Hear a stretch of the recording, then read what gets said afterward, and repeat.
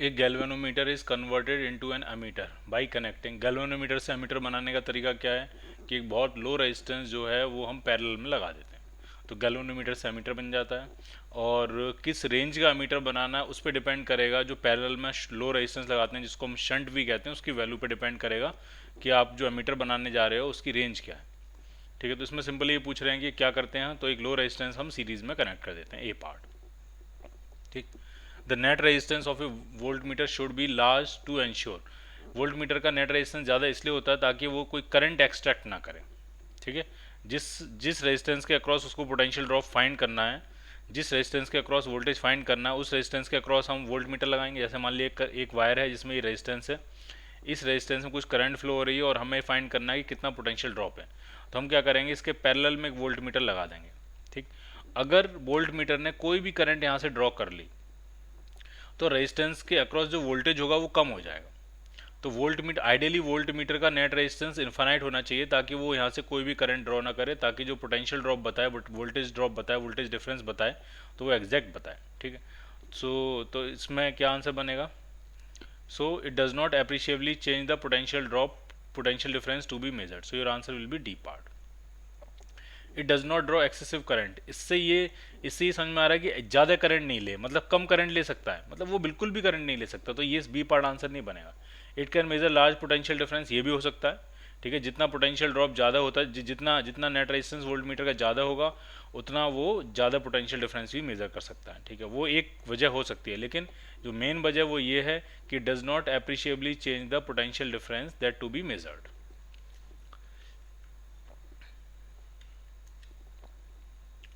An ammeter and voltmeter of resistance R are connected in series to an electrical cell of negligible internal resistance. Their reading are A and B respectively. If another resistance R is connected in parallel with the voltmeter, तो क्या फ़र्क पड़ेगा, जरा पहले बनाते हैं, पहले diagram बनाते हैं।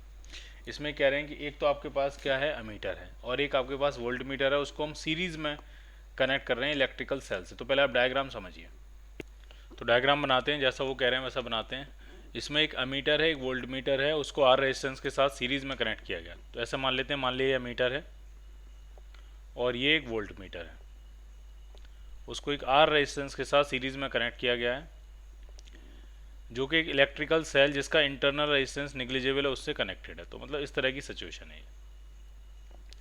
यहाँ से कुछ रेजिस्टेंस, इसका कुछ रेजिस्टेंस होगा आर ए, एमीटर का रेजिस्टेंस निग्लिजिबल होता है, और वोल्ट मीटर का कुछ रेजिस्टेंस होगा आर वी, तो टोटल रेजिस्टेंस हो जाएगा R plus R A plus R B. तो यहाँ से कुछ करंट फ्लो करेगी आई, ई एम एफ ई होगा, तो नेट करंट कितनी फ्लो करेगी वो आपकी आ जाएगी E upon net resistance, that is R A plus R V plus are.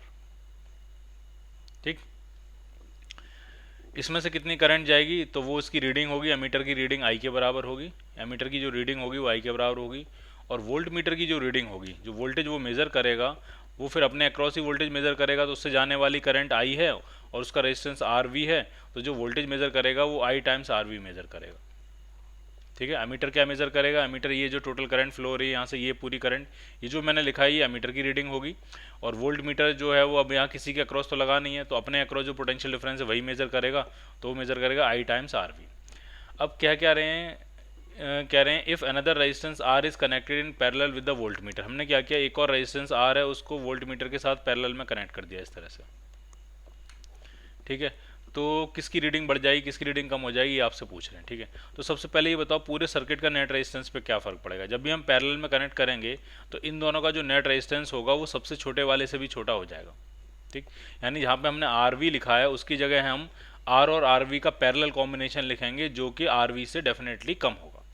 तो नेट रेजिस्टेंस पूरे सर्किट का कम हो जाएगा, तो करंट की वैल्यू बढ़ जाएगी। ठीक, तो पहली बात तो समझ में आएगी, करंट की वैल्यू बढ़ जाएगी, एमीटर की रीडिंग जो है वो बढ़ जाएगी, करंट बढ़ जाएगी। ठीक, अब वोल्टेज बढ़ेगा कि नहीं बढ़ेगा, वोल्ट मीटर के अक्रॉस जो पोटेंशियल डिफरेंस होगा वो बढ़ेगा कि नहीं बढ़ेगा, वो आपको अब देखना पड़ेगा। ठीक है, तो अब हमको ये मेज़र करना पड़ेगा कि नया पोटेंशियल डिफरेंस कितना मेज़र होगा। तो पहले हम निकालेंगे नई करंट कितनी होगी। ठीक है, कैलकुलेट पूरा ही करेंगे। नई करंट होगी तो वो होगी ई upon net resistance, net resistance होगा आर ए प्लस आर तो रहेगा ही रहेगा, और जो आर वी है उसकी जगह आर वी और आर का parallel combination, that is R R V upon R plus R V, ये आई नई करंट। ठीक, तो नया पोटेंशियल डिफरेंस कितना होगा वोल्ट मीटर के अक्रॉस। तो जो पोटेंशियल डिफरेंस वोल्ट मीटर के अक्रॉस होगा वही इसके अक्रॉस होगा, वही इस पूरे के अक्रॉस होगा, क्योंकि ये दोनों पैरेलल में आ गया। तो टोटल निकालना आसान है, ठीक है। तो total resistance, total potential difference जो आएगा नया, वो आपका आएगा टोटल रेजिस्टेंस है R V upon R plus R V into current, नई करंट, टोटल करंट, ठीक है। मैं क्या कह रहा हूँ, मैं ये कह रहा हूँ आपसे कि वोल्ट मीटर के अक्रॉस जो पोटेंशियल डिफरेंस होगा वही इस आर के अक्रॉस होगा, वही इन दोनों के अक्रॉस होगा। तो हम इन दोनों के नेट के अक्रॉस, दोनों के अक्रॉस फाइंड कर रहे हैं, तो वो आसान है, करंट डिस्ट्रीब्यूट नहीं करनी पड़ेगी उसमें, ये फायदा हो जाएगा हमको। तो मैंने नेट रेजिस्टेंस लिख लिया और टोटल करंट से मैं मल्टीप्लाई कर दूंगा, जो कि नई करंट है, जो कि ये वाली करंट है, ठीक है। तो वो कितना आने वाली है, E upon R A plus R R V upon R plus R V. अब हमें ये देखनी है कि ये जो नया वोल्टेज है वो पुराने वोल्टेज से ज़्यादा है, कम है, क्या है, ठीक है। पुराना वाला जो वोल्टेज था उसमें अगर मैं आई की वैल्यू यहाँ डालूँ, आई की वैल्यू अगर यहाँ डाल दूँ, तो पुराना वाला जो वोल्टेज था वो आपका होगा E times R V upon R A plus R V plus R, इसके बराबर होगा, ठीक। अब हमें इसके साथ कंपेयर करना है, ठीक है। तो सबसे पहले ऐसा करते हैं कि न्यूमरेटर सही कर लेते हैं, न्यूमरेटर एक जैसा बना लेते हैं। यहाँ पे न्यूमरेटर ई आर वी है, तो यहाँ पे भी अगर मैं ई आर वी बनाऊँ तो इस आर से नीचे लाके डिवाइड कर लेते हैं। तो क्या आने वाला है, ई आर वी तो हो गया न्यूमरेटर। अब नीचे जो आने वाला है वो आने वाला है 1 plus R V upon R, और दूसरे ब्रैकेट में क्या आने वाला है, अगर मैं आर से डिवाइड करूँगा यहाँ लाके, तो आर से जब डिवाइड करेंगे, यहाँ पे इसको डिवाइड कर लिया ना हमने यहाँ लाके, तो ठीक है, इसमें तो कोई चेंज नहीं आएगा, इसमें कोई चेंज नहीं आई, ऐसे ही रहेगा। तो ये है R A plus R R V upon R plus R V, ये सिचुएशन है। अब ये जो फैक्टर है ये 1 से बड़ा है, नो डाउट, बट इसमें जो है, इसमें ये वाला टर्म जो है बस वही दिक्कत कर रहा है कि वो वाला टर्म जो है ये आर वी से तो छोटा ही होगा। अब ओवरऑल आंसर क्या बनेगा, अभी थोड़ा कॉम्प्लिकेटेड है लेकिन करेंगे इसको हम। तो ई आर वी अपॉन, अगर मैं इसमें 1 से मल्टीप्लाई करूँ तो आर ए आ जाएगा प्लस आर आ जाएगा plus R V upon R plus R V आ जाएगा, प्लस दूसरे टर्म से मल्टीप्लाई करूँगा तो R V R A upon R आ जाएगा, देखते जाइए आप, प्लस आर वी आएगा एक टर्म, और तीसरा टर्म आएगा आर से आर कटेगा, R V square upon R plus R V आ जाएगा, ठीक। अब यहाँ पे चीज़ एकदम क्लियर हो रही है। देखो इसमें ज़रा समझो, आर ए टर्म है तो हमारे पास भी आर ए है, यहाँ पे आर वी है तो हमारे पास भी एक टर्म आर वी क्रिएट हो गया, और यहाँ पे आर है तो हमारे पास भी आर है। उसके अलावा हमारे पास ये 3 टर्म एक्स्ट्रा हैं, एक टर्म ये है, एक टर्म ये है, एक टर्म ये है, और 3 टर्म एक्स्ट्रा है। इसका मतलब डिनोमिनेटर डेफिनेटली, ये वाला जो पूरा डिनोमिनेटर है वो डेफिनेटली इस डिनोमिनेटर से ज़्यादा ही होगा, और अगर डिनोमिनेटर ज़्यादा होगा तो ये जो रीडिंग है वो डेफिनेटली पुरानी वाली रीडिंग से कम हो जाएगी। तो वोल्ट मीटर की रीडिंग जो है वो कम हो जाएगी और एमीटर की रीडिंग जो है वो बढ़ जाएगी, ठीक। अब इसी को आप एक इनडायरेक्ट मेथड से डायरेक्ट कह सकते थे, इतनी सी बात को जो हमने इतना लंबा घुमाया, इसको आप एक इनडायरेक्ट मेथड से अगर आप समझोगे तो आप डायरेक्ट कह सकते हो। देखिए कैसे, मैं फिर से बताता हूँ कैसे। देखिए सिचुएशन ये थी कि एक अमीटर है, एक वोल्ट मीटर है, और एक रेजिस्टेंस है आर, और आपने एक इसमें सेल लगाया हुआ है, बैटरी लगाई हुई है ईएमएफ की। पहले इसमें कुछ करंट फ्लो हो रही है, ठीक, और इस वोल्ट मीटर की रीडिंग आ रही है। वोल्ट मीटर की रीडिंग कुछ कितनी आएगी, पोटेंशियल डिफरेंस, तो वो हो जाएगा आपका आई टाइम्स आर वी होगा रेजिस्टेंस ऑफ वोल्ट मीटर। तो इसकी कुछ रीडिंग, इसकी कुछ रीडिंग। अब क्वेश्चन में कह रहे हैं इसके पैरेलल में हमने एक और रेजिस्टेंस आर लगा दिया, तो बताओ किसकी रीडिंग पे क्या फर्क पड़ेगा। तो पहली बात तो आपको समझ में आनी चाहिए कि इन दोनों का नेट रेजिस्टेंस छोटे से छोटे वाले से भी छोटा होगा, तो पूरे सर्किट का नेट रेजिस्टेंस कम हो जाएगा। पूरे सर्किट का नेट रेजिस्टेंस कम होगा तो करंट की वैल्यू बढ़ जाएगी, यानी अमीटर की रीडिंग बढ़ जाएगी, नो डाउट। अब जब अमीटर की रीडिंग बढ़ गई तो वोल्ट मीटर की रीडिंग पे क्या फर्क पड़ेगा, वो समझने वाली बात है, ठीक। तो उसको इनडायरेक्ट तरीके से आप ऐसे समझ सकते हो, अगर अमीटर की रीडिंग बढ़ जाएगी, करंट बढ़ जाएगी, तो करंट अगर बढ़ गई तो अमीटर के अक्रॉस जो पोटेंशियल ड्रॉप होगा वो भी तो बढ़ जाएगा। वो कितना होगा, आई टाइम्स आर ए। अब जब करंट बढ़ जाएगी तो आई टाइम्स आर ए ज़्यादा होगा, अमीटर के अक्रॉस पोटेंशियल ड्रॉप ज़्यादा होगा।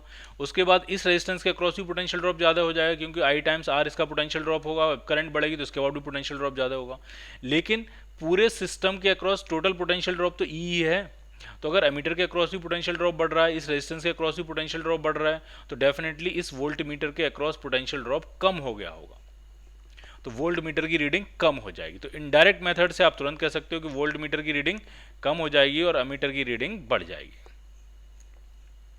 Clear? So your answer will be A will increase and V will decrease, D part. और उसको हमने मैथमेटिकली पूरा जस्टिफाई भी कर लिया, सब सारी वैल्यूज लेके मल्टीप्लाई डिवाइड करके पूरा, थोड़ा टाइम लगा बट हमने पूरा मैथमेटिकली जस्टिफाई कर लिया कि हाँ वोल्ट मीटर की रीडिंग कम हो जाएगी।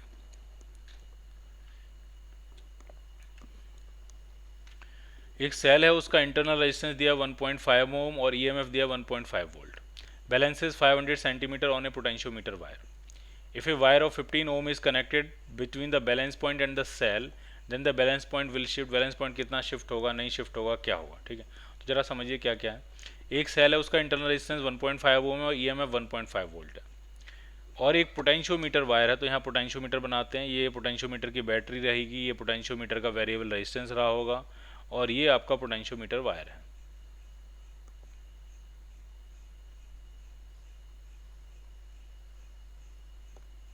ठीक, ये पॉइंट है ए, ये पॉइंट है बी, और यहाँ से आप बैलेंस कर रहे हो तो ये आपकी बैटरी है 1.5 वोल्ट की, और इसका इंटरनल रेजिस्टेंस भी 1.5 ओम है, और ये गैल्वेनोमीटर लगाया और ये मैंने बैलेंस करा दिया। कितने सेंटीमीटर पे बैलेंस कर रहा है? 500 सेंटीमीटर पे ये बैलेंस कर रहा है। ठीक है, अब क्या कह रहे हैं? If the wire of 15 ohm is connected between the balance point and the cell, cell और बैलेंस पॉइंट के बीच में एक रेजिस्टेंस और यहाँ कनेक्ट कर दिया आपने 15 ओम का, तो कह रहे हैं बैलेंस पॉइंट पे क्या फर्क पड़ेगा? तो बैलेंस पॉइंट पे कोई फर्क नहीं पड़ेगा, क्योंकि इस रेजिस्टेंस में तो कोई करंट ही नहीं जाएगी। गैल्वेनोमीटर लगाया है, बैलेंस पॉइंट है, तो बैलेंस पॉइंट वो होता है जहाँ से गैल्वेनोमीटर में कोई करंट फ्लो नहीं करती है। तो इसमें आपने और कितना रेजिस्टेंस लगाया, उससे पोटेंशियल डिफरेंस में कोई फर्क नहीं पड़ेगा, क्योंकि वहाँ पे कोई करंट फ्लो ही नहीं हो रही है। सेल के इंटरनल रेजिस्टेंस 1.5 ओम से भी यहाँ कोई फर्क नहीं पड़ेगा, क्योंकि इस ब्रांच में कोई करंट ही नहीं फ्लो होगी। ठीक है, तो जो बैलेंस पॉइंट 500 सेंटीमीटर है, अब भी बैलेंस पॉइंट 500 सेंटीमीटर ही रहेगा। ठीक है, इन दोनों के अक्रॉस कोई भी पोटेंशियल ड्रॉप में कोई अंतर नहीं पड़ेगा, वो अभी भी ईएमएफ के बराबर होगा, क्योंकि बैलेंस पॉइंट का मतलब है गैल्वेनोमीटर में से कोई करंट फ्लो नहीं होनी चाहिए। ठीक, so your answer will be B part. Balance point कब शिफ्ट होता है? जब आप यही रेजिस्टेंस सेल के साथ पैरेलल में लगाते इस तरह से, तो सेल के इस सर्किट में एक करंट फ्लो होना शुरू हो जाती। तो अब इन दोनों पॉइंट के अक्रॉस जो पोटेंशियल ड्रॉप होता वो ईएमएफ नहीं होता, वो ई माइनस आई आर के बराबर होता, जो कम हो गया होता, और जो कम हो गया होता तो बैलेंसिंग लेंथ भी कम हो गई होती। ठीक है, और ये मेथड हम प्रॉपरली यूज़ करते हैं सेल का इंटरनल रेजिस्टेंस फाइंड करने के लिए। ठीक, तो इस केस में तो ऐसा कुछ नहीं है, तो इस केस में आंसर क्या बनेगा आपका? ए पार्ट, शिफ्ट नहीं होगा।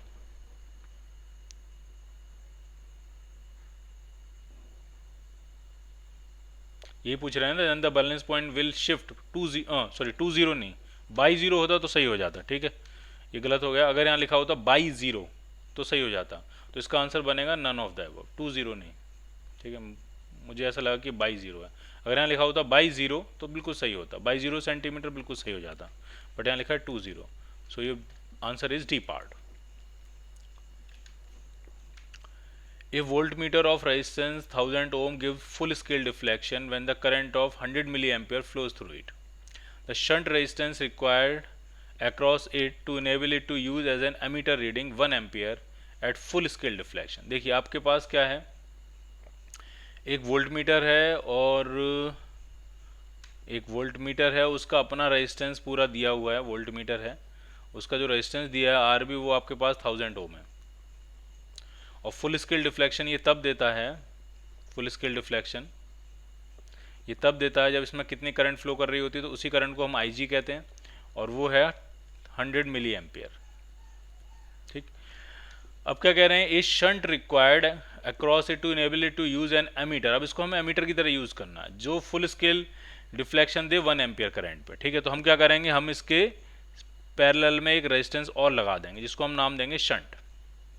ठीक, और मैं डायग्राम फिर से बना रहा हूँ, ये वोल्ट मीटर है और इसको अमीटर बनाने की कोशिश कर रहे हैं, हमने यहाँ एक शंट लगाया है, इसमें इसकी मैक्सिमम करंट जो अपने अंदर ले रहा था वो 100 मिली एम्पियर थी। 100 मिली एम्पियर का मतलब हो गया 0.1 एम्पियर, 0.1 एम्पियर ही करंट ले सकता है मैक्सिमम से मैक्सिमम। लेकिन आप चाहते हो एक ऐसा मीटर बन जाए जो 1 1 एम्पियर करंट मेजर कर सके मैक्सिमम फुल स्केल डिफ्लेक्शन पे। तो सिचुएशन ये होगी कि जब आप यहाँ से 1 एम्पियर करंट फ्लो कराओगे तो वोल्ट मीटर वाले सेटअप में तो 0.1 एम्पियर ही जानी चाहिए, अदरवाइज तो वो खराब हो जाएगा। और बची हुई करंट 0.9 एम्पियर कहाँ से पास करेगी, शंट से। और जब इसमें 0.1 एम्पियर करंट जाएगी तो ये फुल स्केल डिफ्लेक्शन देगा। और जो स्केल है, स्केल हम मिटा के, स्केल हटा के एक नई स्केल लगा देंगे, और जहाँ पे फुल स्केल डिफ्लेक्शन, अभी यहाँ पे फुल स्केल डिफ्लेक्शन में वोल्टेज या करंट लिखा होगा, जो भी लिखा होगा, लेकिन अब हम यहाँ पे लिखेंगे इस करंट की वैल्यू और यहाँ लिखेंगे 1 एम्पियर। तो अब ये बन गया आपका मीटर। ठीक, अब शंट की वैल्यू पूछ रहे हैं कितना होगा, तो बहुत ही आसान है। वोल्ट मीटर का रेजिस्टेंस था 1000 ओम, शंट का रेजिस्टेंस निकालना कैसे करते हैं, ये दोनों पैरेलल में पोटेंशियल सेम होगा। I1 R1 equal to I2 R2, सारी वैल्यू डाल देते हैं। I1 है 0.1 एम्पियर और R1 है 1000 इज इक्वल टू I2 कितना है 0.9 एम्पियर, और R2 जो है वो शंट का रेजिस्टेंस है S। तो ये पॉइंट से पॉइंट गायब हो जाएगा, तो जो शंट आपका आएगा वो 1000/9 आ रहा है। 1000/9 से अगर आप डिवाइड करोगे तो 111 ओम के आसपास आपको आंसर मिलेगा। सो your answer is D part. D part आपका आंसर मैच कर जाएगा। एक वोल्ट मीटर है, उसका रेजिस्टेंस 2000 ओम है, एंड इट कैन मेजर, कितने वोल्टेज मेजर कर सकता है, 2 वोल्ट तक, और उसकी रेंज मैंने बढ़ा के 10 वोल्ट कर देनी है। तो कितना रेजिस्टेंस सीरीज में लगाना पड़ेगा वो पूछ रहे हैं, तो बना लेते हैं, बहुत ही आसान है। एक वोल्ट मीटर है और फुल स्केल डिफ्लेक्शन जब वो दे रहा है तो कितना वोल्टेज मेजर कर रहा है, 2 वोल्ट, और उसका अपना रेजिस्टेंस जो है वो 2000 ओम है। इसका मतलब मैक्सिमम कितनी करंट वो टॉलरेट कर रहा होगा, उसको हम IG कहते हैं। तो मैक्सिमम जो करंट टॉलरेट कर रहा होगा वो होगा 2/2000। So it is 1 milliampere, 10⁻³ ampere current जो है वो मेजर कर, मतलब टॉलरेट कर रहा होगा मैक्सिमम। अब आप चाहते हो कि वो अपने अक्रॉस 10 वोल्ट मेजर करे, तो हम क्या करेंगे, हम इसके सीरीज में एक और हैवी रेजिस्टेंस लगा देंगे R, ठीक, और टोटल जो पोटेंशियल डिफरेंस होगा IG करंट जब हम फ्लो कराएंगे तो 10 वोल्ट के बराबर हो जाएगा। यानी delta V is equal to बनेगा आपकी equation IG times RV plus R। Voltmeter से भी वोल्ट मीटर बना रहे हैं, बट बड़ी रेंज का वोल्ट मीटर बना रहे हैं। तो ये जो पोटेंशियल ड्रॉप है ये आप चाहते हो 10 वोल्ट हो जाए। IG तो वही होगी 10⁻³ उससे ज़्यादा करंट फ्लो कराओगे तो बर्न आउट हो जाएगा गैल्वेनोमीटर या वोल्ट मीटर। RV कितना था, उसका अपना रेजिस्टेंस था 2000, और जो एक्स्ट्रा लगाया वही आपको फाइंड करना है। ठीक, तो जब इसको इधर लेके आएंगे तो ये 10,000 बन जाएगा, और 2000 लाके माइनस करेंगे तो जो एक्सटर्नल रेजिस्टेंस लगाया वो आपका 8000 हो जाएगा। So your answer is B part.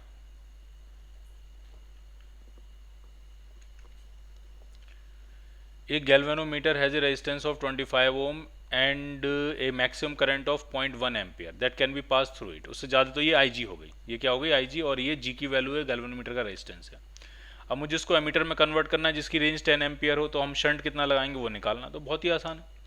ये आपका गैल्वेनोमीटर है और इसमें से मैक्सिमम करंट कितनी जा रही है उसकी वैल्यू हम रखते हैं IG, और आपको लेकिन करंट मेजर करनी है I, तो इसके पैरेलल में हम एक शंट लगाएंगे S, और पैटर्न ये रहेगा कि जब यहाँ से करंट हम I फ्लो कराएंगे तो इसमें जाएगी IG, और बची हुई करंट I माइनस IG यहाँ से जाएगी। ठीक है, और गैल्वेनोमीटर का रेजिस्टेंस कितना है 25 ओम, IG की वैल्यू भी आपको दी है। तो इक्वेशन क्या बनती है, इक्वेशन सिंपल ये होती है कि पैरेलल में पोटेंशियल सेम होता है, तो जो पोटेंशियल डिफरेंस यहाँ होगा वही पोटेंशियल डिफरेंस यहाँ होगा। ठीक है, तो इक्वेशन आपकी बनेगी IG into G is equal to I minus IG into S। सारी वैल्यू डाल के सॉल्व करते हैं। IG कितना दिया है, तो है 0.1 एम्पियर, G कितना था 25, इज इक्वल टू I कितना है 10 एम्पियर, माइनस IG कितना है 0.1 अब इंटू S फाइंड करना है। तो ये आपका हो जाएगा 0.01 इंटू 25, और ये 10 में से 0.01 माइनस करेंगे तो 9.99 हो जाएगा ये, इंटू S। पॉइंट से ये पॉइंट गायब कर सकते हैं। जो शंट का रेजिस्टेंस आएगा वो 25/999 आ जाएगा ओम, 25/999 ओम शंट इतना रिक्वायर्ड होगा, D part.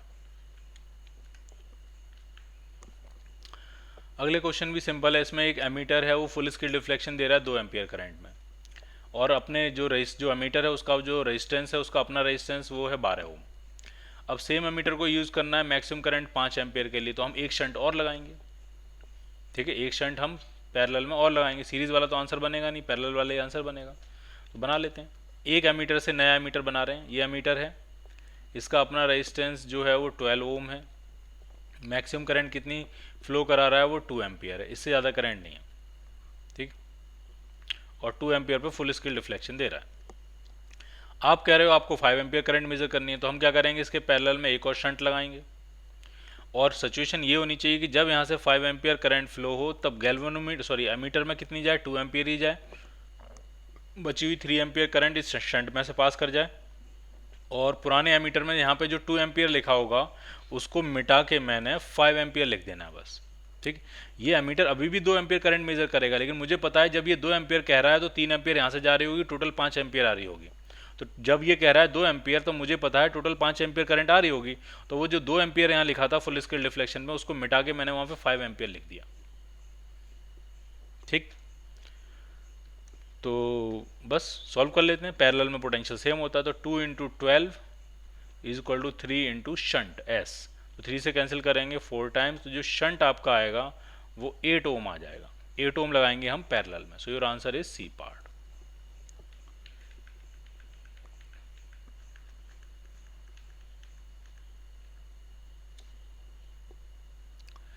In the given circuit, the ratio of voltmeter reading to the ammeter reading is R dash, ठीक है। वोल्टमीटर की रीडिंग वोल्टेज होती है और एमीटर की रीडिंग करंट होती है, इनका जो रेशियो है ये R डैश है, ठीक। अच्छा, एमीटर का रेजिस्टेंस कह रहे हैं RA है और वोल्टमीटर का रेजिस्टेंस कह रहे हैं RV है, ठीक। RA जो है वो एमीटर का रेजिस्टेंस है, RV जो है वोल्टमीटर का रेजिस्टेंस है। तो ये कुछ हमें इक्वेशन पूछ रहे हैं कि क्या इक्वेशन रही होगी, ठीक। तो सबसे पहले हम ये निकालेंगे कि इसमें करंट कितनी जा रही होगी, जो एमीटर रीड कर रहा होगा वो करंट कितनी होगी। जो करंट एमीटर रीड करेगा वो होगी, अगर इसका ईएमएफ मैं ई मान लेता हूँ, तो वो होगी आपका E upon R plus R A. तो ये रीडिंग बनी है आपकी एमीटर की रीडिंग, ठीक। वोल्टमीटर की रीडिंग कितनी होगी, वोल्टेज, तो वोल्टमीटर तो बैटरी अक्रॉस ही लगा है, तो वोल्टमीटर तो पूरा पूरा ईएमएफ ही मेजर कर लेगा।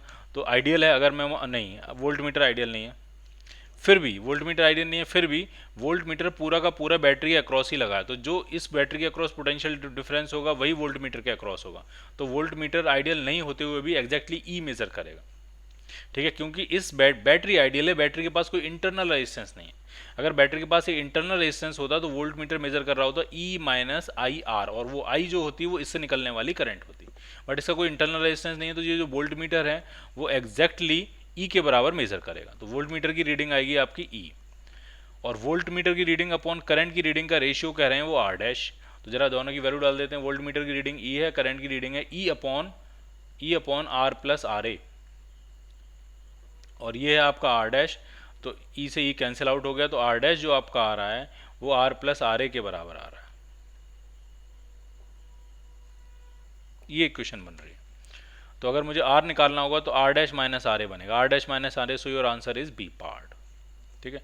ये इंपॉर्टेंट बात समझ में आई कि वोल्टमीटर आइडियल नहीं है, उसके बावजूद भी वो एग्जैक्टली ईएमएफ मेजर कर रहा है, क्योंकि बैटरी आइडियल है, बैटरी में कोई इंटरनल रेजिस्टेंस नहीं है।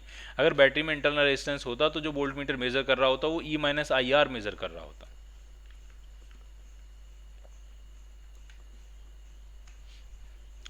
एक मूविंग कॉइल गैल्वेनोमीटर है, उसमें 150 इक्वल डिवीजन्स हैं, उसके स्केल में, उसका जो स्केल होगा उसमें 150 डिवीजन्स होंगे, 150 मार्किंग होंगी, और उसकी करंट सेंसिटिविटी जो है वो 10 डिवीजन पर मिली एम्पियर है, यानी जब हम 1 मिली एम्पियर करंट फ्लो कराते हैं तो 10 डिवीजन डिफ्लेक्शन होता है, और मैक्सिमम डिफ्लेक्शन 150 डिवीजन हो सकता है।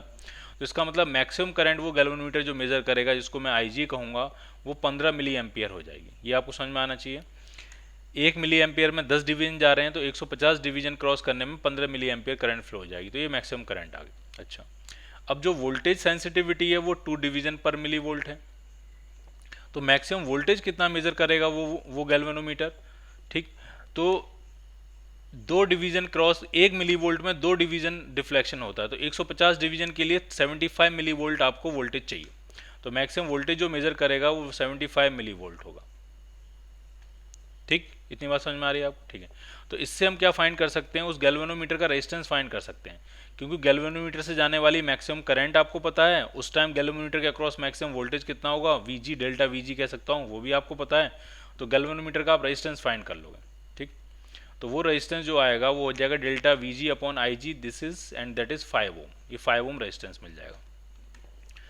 अब क्या चाहते हो आप, अब आप चाहते हो in order that each division reads 1 volt, हर डिवीजन 1 वोल्ट मेजर करें, यानी 150 डिवीजन 150 वोल्ट मेजर करें, यानी इस गैल्वेनोमीटर को आप वोल्ट मीटर बनाना चाह रहे हो जिसकी रेंज हो 150 वोल्ट। डेल्टा वी आप चाह रहे हो 150 वोल्ट मेजर करे, तो कितना रेजिस्टेंस हम उसके सीरीज में लगाएंगे ये आपको फाइंड करना। ठीक, तो क्या इक्वेशन बनती है, डेल्टा वी जो होगा वो हो जाएगा I G times G plus R. R वो होगा जो रेजिस्टेंस आपने कहाँ लगाया है, सीरीज में लगाया।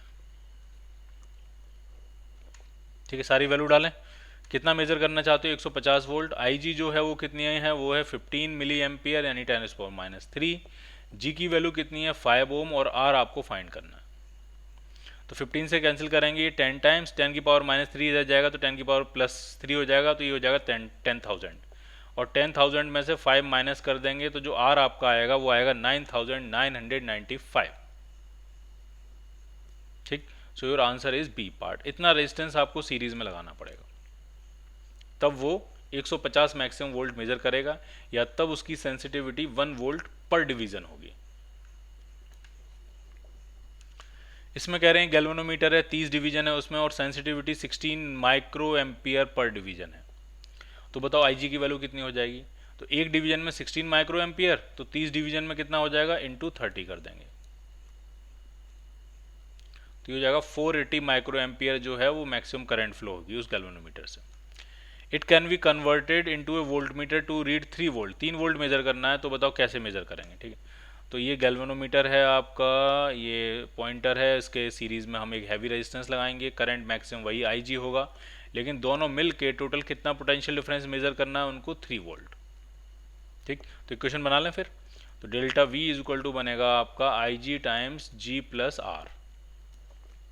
डेल्टा वी है 3 वोल्ट, आई जी कितना है, तो आई जी है आपको पता, लेकिन आपको जी नहीं पता है। ठीक है, इसमें चलो देख लेते हैं आई जी कितना है, आई जी है 480 माइक्रो एम्पियर यानी 10⁻⁻6 इंटू जी प्लस आर। तो देखते हैं जरा जी प्लस आर कितना आने वाला है। तो जो जी प्लस आर आएगा आपका वो आपका आ जाएगा 3/480, और 10⁻⁻6 ऊपर पहुंच जाएगा 10⁻+6। तो मैं 1000 अलग कर देता हूँ और 10⁻³ अलग कर देता हूँ। ठीक है, तो 0 से ये 0 कैंसिल, हम 3 से कैंसिल करेंगे 16 टाइम्स 100/16 जो होता है वो 6 पॉइंट समथिंग हो जाएगा। 100 divided by 16 will be 6.25, so it is 6.25, और ये 1000 भी है 1000, तो ये बेसिकली हो जाएगा 6250 6250 ओम, ये होगा जी प्लस आर। अब जनरली गैल्वेनोमीटर का रेजिस्टेंस कम ही होता है।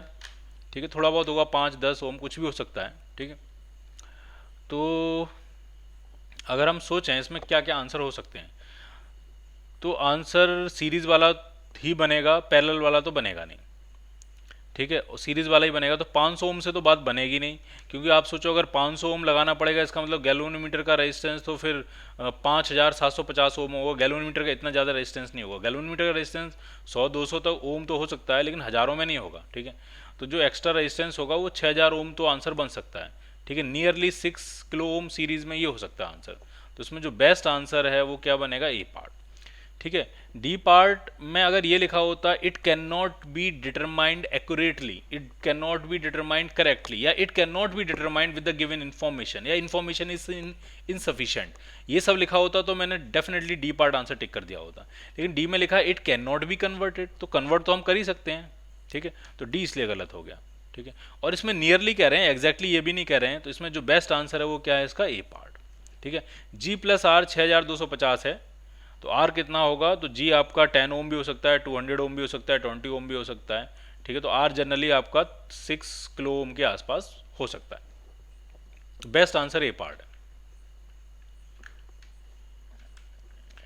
एक गैल्वेनोमीटर है, उसका रेजिस्टेंस 120 ओम है, फुल स्केल डिफ्लेक्शन दे रहा है 0.05 एम्पियर पे, और मैक्सिमम करंट 10 एम्पियर मेजर करनी है। तो एक शंट हम पैरेलल में लगाएंगे, उस शंट की वैल्यू पूछ रहे हैं। तो अब तो आपको डायग्राम याद ही हो गया होगा, और इक्वेशन क्या बनती थी, I G into G is equal to I minus I G into S. ठीक है, आई जी कितना है, तो आई जी है 0.05, और जी जो है वो 120 ohm is equal to I minus I G यानी 10 माइनस 0.05 इंटू शंट। तो आप ऐसा कर सकते हो कि 10 माइनस 0.05 को 10 ही मान लो आप।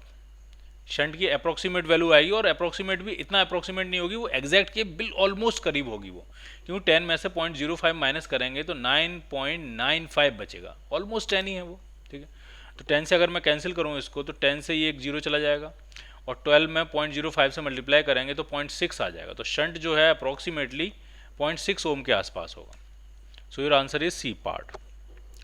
183 का आंसर बनेगा आपका C part. We have a galvanometer of resistance 25 ohm. It is shunted by a wire of 2.5 ohm. The part of total current that flows through the galvanometer is given by. Total current का कितना हिस्सा galvanometer में से पास करेगा ये पूछ रहे हैं। ठीक है, तो देखिए गैल्वेनोमीटर का रेजिस्टेंस अपना 25 ओम है, और हमने यहाँ शंट लगाया 2.5 ओम का, और अगर टोटल करंट आपकी आ रही है आई नॉट और गैल्वेनोमीटर में जा रही है आई, तो हमको आई अपॉन आई नॉट निकालना है। निकाल लेंगे, कोई दिक्कत नहीं है। देखिए यहाँ कितनी करंट आएगी, यहाँ आएगी आई माइनस आई नॉट, और कंसेप्ट ये होता है कि पैरेलल में पोटेंशियल सेम होता है, इसका मतलब I into G is equal to I minus I naught. उल्टा लिख दिया मैंने, आई नॉट माइनस आई होगा यहाँ पे, आई नॉट माइनस आई। ठीक है, जब आई नॉट टोटल करंट आ रही थी, यहाँ अगर आई जा रही तो बची कितनी, आई नॉट माइनस आई, तो ये बनेगा आई नॉट माइनस आई टाइम्स 2.5। जी जो है, जी कितना है, जी है 25, तो पॉइंट हटा के एक जीरो अगर मैं यहाँ लगाऊं तो 25 से 25 कैंसिल, 10 से इधर मल्टीप्लाई कर लेते हैं, तो ये 10 आई इज इक्वल टू हो गया I naught minus I, so it is 11 I. 11 I is equal to I naught, hence I upon I naught is equal to 1/11। So your answer is A part. A part answer match करेगा। Total current का अगर total 11 हिस्से current आ रही है तो एक हिस्सा galvanometer में से जाएगा और 10 हिस्से जो हैं वो शंट में से पास करेंगे। कुछ इस तरह से सिचुएशन है। A voltmeter having a resistance of 998 ohm is connected to a cell of EMF 2 volt and internal resistance 2 ohm. The error in the measurement of EMF के मेजरमेंट में एरर कितना होगा ये आपसे पूछ रहे हैं। ठीक है, वोल्ट मीटर का रेजिस्टेंस 998 ओम है और EMF 2 वोल्ट है जिसका इंटरनल रेजिस्टेंस 2 ओम है। तो जरा देखिए बैटरी किस तरह से है। ये बैटरी है 2 वोल्ट की बैटरी है, यानी एग्जैक्ट अगर हमें EMF मेजर करना होता तो 2 वोल्ट आंसर आना चाहिए, बट सिंस इंटरनल रेजिस्टेंस है इसका और जो वोल्ट मीटर है वो भी आइडियल नहीं है तो एग्जैक्ट रीडिंग तो आएगी नहीं। अब जो रीडिंग ये मेजर करेगा वो E minus I R measure करेगा। इसका अपना रेजिस्टेंस 2 ओम है और वोल्ट मीटर का रेजिस्टेंस 998 ओम है। ठीक, तो देखते हैं मेजर्ड वैल्यू क्या होगी। एक्चुअल वैल्यू जो है EMF की एक्चुअल वैल्यू वो 2 वोल्ट है, और जो मेजर्ड वैल्यू आएगी पोटेंशियल डिफरेंस जिसको हम मेजर्ड वैल्यू बोलेंगे वो आपके E माइनस आई आर आएगा। E माइनस आई आर, ई जो है वो 2 है, माइनस आई कितना होगा, आई होगा 2/1000। नेट रेजिस्टेंस 1000 हो जाएगा, 2 ओम और 990 ओम 1000 हो जाएगा। आई बन गया 2/1000 और आर भी कितना है 2, तो ये आएगा 2 माइनस 4/1000 यानी 0.004। तो यही एरर है। एक्चुअल तो 2 वोल्टेज है, मेजर कर रहा है 2 माइनस 0.004। एक्चुअल जो EMF है वो 2 वोल्ट है और मेजर कर रहा है 0.004, तो ये 2 माइनस 0.004, तो ये 0.004 ही एरर है। तो ये बनेगा 4 × 10⁻³ वोल्ट। सो एरर आपका आ रहा है सी पार्ट। इतना कम मेजर करेगा, 0.004 वोल्ट वो कम मेजर करेगा। एक कैंडिडेट कनेक्ट से moving coil voltmeter V, A moving coil ammeter A and resistance R है शोन इन ए फिगर। ठीक है, एक वोल्टमीटर है, एक एमीटर है, एक रेजिस्टेंस R है। ये वोल्टमीटर ने 20 वोल्ट मेजर किया और एमीटर ने 4 एम्पियर मेजर किया। ठीक है, और कह रहे हैं कि R के बारे में कह रहे हैं R इज, ठीक है, दूसरे पेज पे है तो मैं आपको पढ़ के बता देता हूँ कि क्या लिखा है। कुछ खास नहीं लिखा है, अगले पेज पे ऑप्शन ही लिखे हैं कि R की वैल्यू पूछ रहे हैं। क्या क्या ऑप्शन दिया मैं यहाँ लिख देता हूँ। ए ऑप्शन में कह रहे हैं कि R जो है वो 5 ओम है एग्जैक्टली। दूसरे ऑप्शन में कह रहे हैं R जो है वो 5 ओम से बड़ा है। तीसरे ऑप्शन में कह रहे हैं कि R 5 ओम से कम है। और चौथे ऑप्शन में कह रहे हैं कि कुछ भी हो सकता है, एनी, कुछ भी हो सकता है, 5 से बड़ा भी हो सकता है, 5 से छोटा भी हो सकता है, डिपेंडिंग अपॉन इट्स मटेरियल। अजीब सी बात है मतलब। ठीक है, कुल मिला के ढंग के ऑप्शन 3 ही हैं। अब जरा समझते हैं। देखिए, अगर मैं आपसे ये कहूँ कि सारे आइडियल है, एमीटर भी आइडियल है, वोल्ट मीटर भी आइडियल है, एमीटर का आइडियल है, वोल्ट मीटर भी आइडियल है, तो वोल्ट मीटर यहाँ से कोई करंट एक्सट्रैक्ट नहीं करेगा, तो जो भी करंट एमीटर में आ रही होगी सारी की सारी रेजिस्टेंस में जाएगी। ठीक, तो यहाँ से रेजिस्टेंस में जो करंट जा रही होगी वो 4 एम्पियर जा रही होगी, और वोल्ट मीटर 20 वोल्ट मेजर कर रहा है, तो 20 वोल्ट मेज़र करेगा पोटेंशियल डिफरेंस, तो अगर मैं इसका रेजिस्टेंस निकालूंगा ओम्स लॉ लगा के V equal to I R, तो पोटेंशियल है 20 वोल्ट, करंट है 4 एम्पियर, तो यहाँ से रेजिस्टेंस आएगा 5 ओम। तो एग्जैक्टली 5 ओम तब होता जब अमीटर वोल्ट मीटर सारे के सारे क्या होते हैं, आइडियल। एमीटर अगर नहीं भी आइडियल है तब भी चलेगा, ठीक है। समस्या होगी वोल्ट मीटर के साथ, अगर वोल्ट मीटर आइडियल नहीं होगा तो इस 4 एम्पियर करंट इसमें नहीं जाएगी, इसका थोड़ा सा हिस्सा वोल्ट मीटर ले लेगा। और जब वोल्ट मीटर ने थोड़ा सा हिस्सा ले लिया, आराम समझना, वोल्ट मीटर ने थोड़ा सा हिस्सा ले लिया तो इसमें करंट 4 एम्पियर से कम हो गई, और करंट 4 एम्पियर से कम होने के बावजूद भी वोल्ट मीटर 20 वोल्ट रीडिंग बता रहा है। करंट इसमें से फ्लो होने वाली करंट 4 एम्पियर से कम होने के बावजूद भी इसके क्रॉस पोटेंशियल डिफरेंस 20 वोल्ट है, इसका मतलब इसका रेजिस्टेंस 5 ओम से ज़्यादा रहा होगा। So your answer will be B part.